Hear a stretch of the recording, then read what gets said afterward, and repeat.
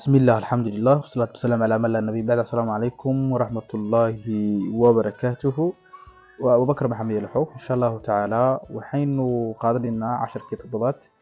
كاسو كوساب سيسان برشادة لغة إنجليزية 10 كيان مانتا إن شاء الله تعالى وهو سهران دونا وادس ومعنوه يهي إرايوي وادس إرايوي مرك 10 إن شاء الله 10 دينان وحين أكل قادم دونا mar inaanu ka dhigno 10 iska wada sheekaystiya dialogue conversation oo kale mar inaynu ka dhigno sida saan oo kale erayo ama words inaynu ka dhigno mar inaynu ka dhigno grammarka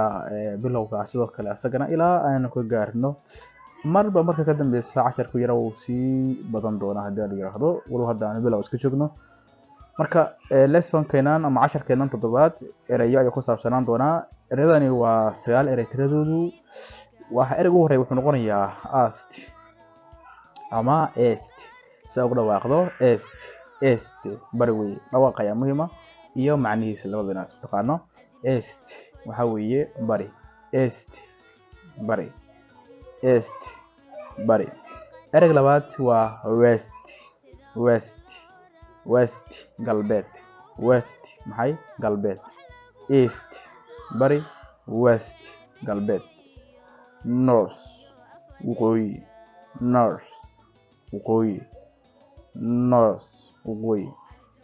yani th ugu dambeysa waa markii pronunciation la sameeyay ma dhawaaq markii la sameeyay waxa weeye tha oo kale ayaa lagu dhawaaqayaa north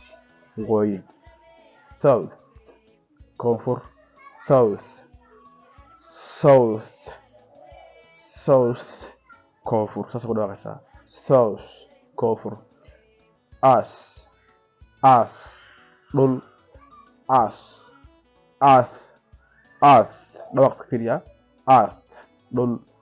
sky air stars xidigo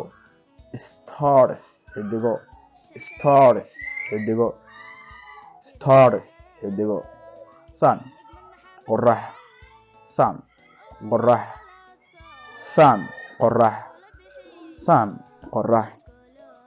moon dayax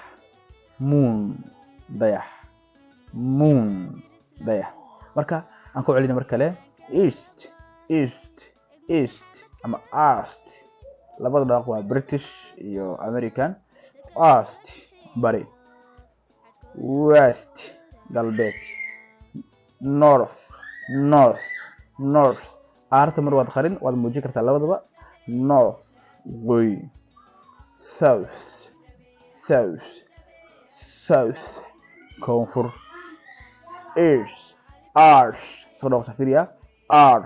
dhul sky air stars xidigo sun qorax moon dayax ugu dambeyn marka ugu dambeeyay ku celinayna bogsiinayo markan la bogsiisan rajeynaya insha Allah east bari west galbeed north waqooyi south koonfur earth dhul sky air stars xidigo sun qorax moon dayax